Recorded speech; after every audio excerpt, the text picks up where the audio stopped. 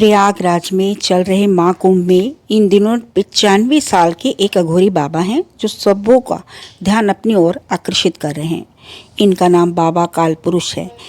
यहाँ उनका भस्म से सना हुआ लाल चेहरा देखकर हर कोई हैरान रह जाता है।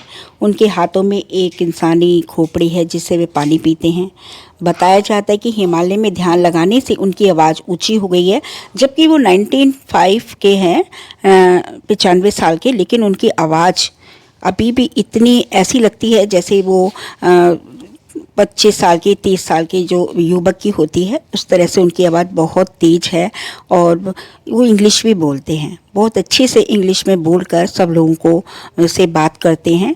तो इनके बारे में कहा जाता है इन्होंने कुछ ऐसी भविष्यवाणी की है कि जिनको सुनकर आप सब चौंक जाएंगे और भयभीत भी हो सकते हैं।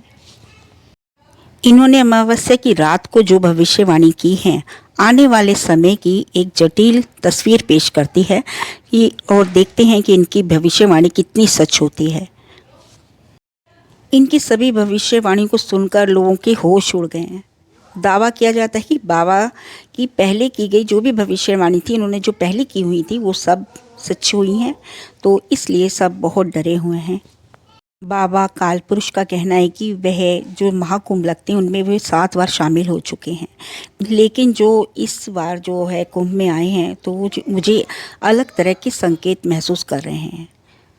वो संकेत क्या हैं? वो कहते हैं कि दाह संस्कार की जगह पर कौवे अलग तरह की आवाज़ निकाल रहे हैं और मुर्दे बहुत अधिक बेचैन हैं। उन्होंने कहा कि चिता जल जाएगी और हवा काली हो जाएगी।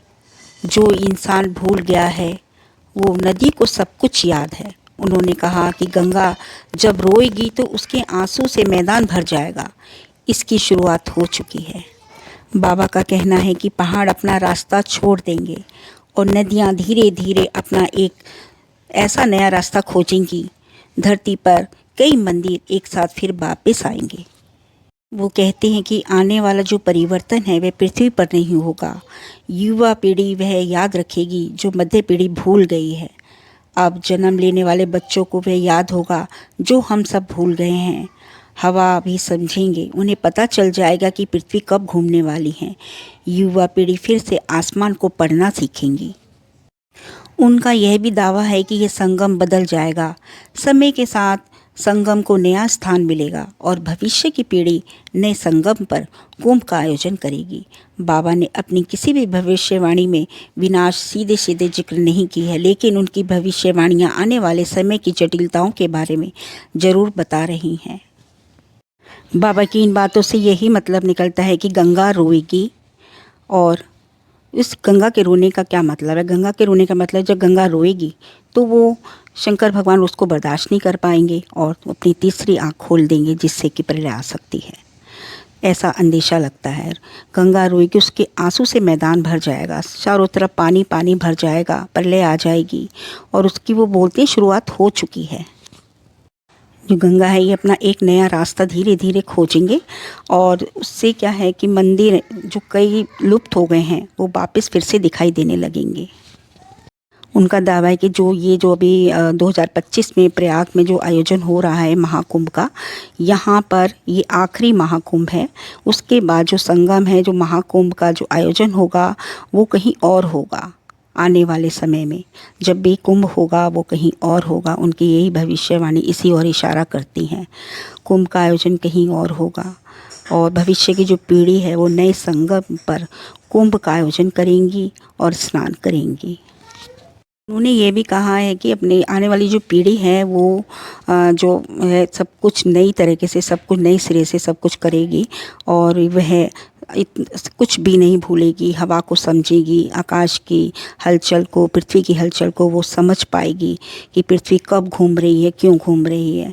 और जो अभी की पीढ़ी है वो सब कुछ भूल जाएगी। अधिकतर उनकी बातें इसी ओर इशारा करती हैं कि जलवायु बदल जाएगी, जो मतलब बहुत बड़ा परिवर्तन के लिए इशारा कर रहे हैं।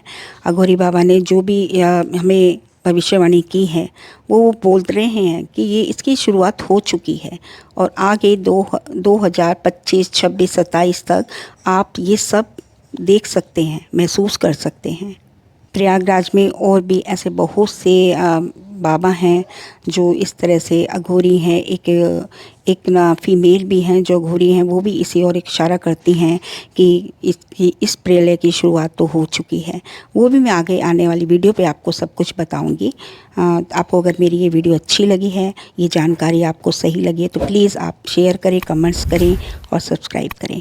धन्यवाद।